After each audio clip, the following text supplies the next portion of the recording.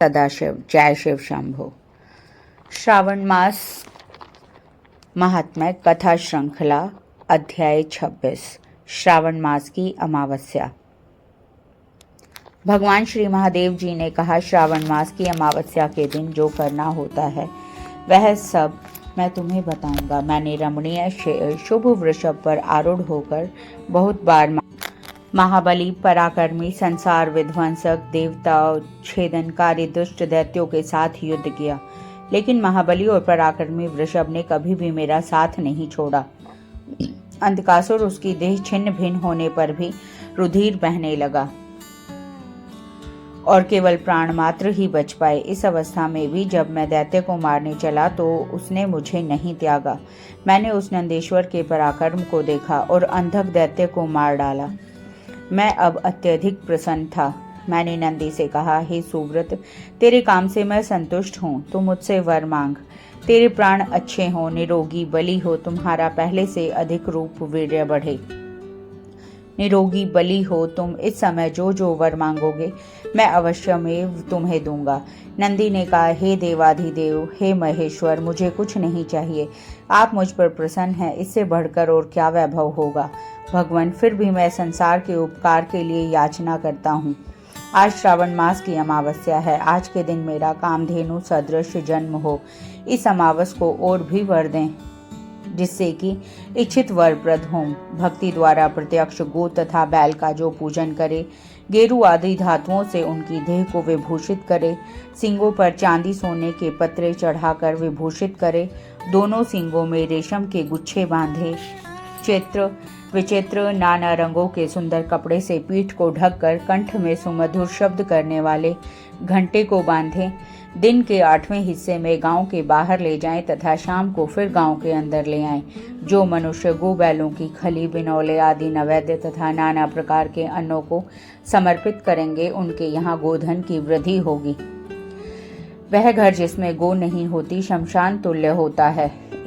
वह इसलिए कि पंचामृत और पंचगव्य गोरस के बिना नहीं बनता और गोमय के बिना घर का समयार्जन नहीं होता, क्योंकि चींटी आदि जंतुओं को वहाँ उपद्रव रहता है जहाँ पर गोमूत्र का प्रोक्षण नहीं होता। हे देवाधिदेव, हे महेश्वर, गोरस के बिना भोजन का रस क्या है। हे सुरोत्तम, यदि आप मुझ पर प्रसन्न हैं तो मुझे वर दे डालिए। इस तरह नंदी की वाणी सुनकर मैं अत्यधिक प्रसन्न हो गया। मैंने उससे कहा, हे सुव्रत, तुमने जो कुछ भी मुझसे मांगा है वह सब कुछ तुमको मिलेगा। हे नंदिन, और भी सुनो, जो वृषभ आज के दिन किसी काम में न लगाया गया हो, केवल भूसा खाता हो, पानी पीता हो, उसे पील कहते हैं और उसी नाम से आज का दिन भी पोल कहा जाएगा। आज के दिन मनुष्य को जो सगे संबंधियों के साथ मिलकर बड़ा भारी उत्सव मनाना चाहिए। जितने वर तुमने मांगे हैं मैंने तुमको दिए। आज का उत्तम दिन जगत में पोला के नाम से विख्यात होगा। मनुष्य को आज के दिन सब इच्छाओं को पूर्ण करने वाले बैलों का उत्सव मनाना चाहिए। अब मैं तुम्हें कुशाग्रहण कुशोत्पाटनी विधि कहूँगा। श्रावण मास अमावस्या के दिन स्नान आदि करके पवित्र होकर कुशोत्पादन करें। वह कुश बार बार प्रयोग करने से भी शुद्ध हो जाता है। कुश, काश, भव, दुर्वा, खस, कुंदक, गेहूं, चावल, मुंज और घास, यह 10 कुशा के भेद हैं। ब्रह्मा द्वारा नैसर्गिक उत्पन्न दर्भ मेरे सब पापों को नष्ट करें, स्वास्तिकारक हों। यो मंत्र कहकर पूर्व उत्तर के बीच ईशान कोण में मुख करके फट, इस मंत्र द्वारा एक ही बार कुश उखाड़ना चाहिए, जिसे देव कार्य और जपादि कर्म में जड़ रहित कुशा पितृ कार्य में रखने चाहिए। देव कार्य के लिए तथा पितृ कार्य के लिए 7 पत्र के कुश उत्तम कहे गए हैं।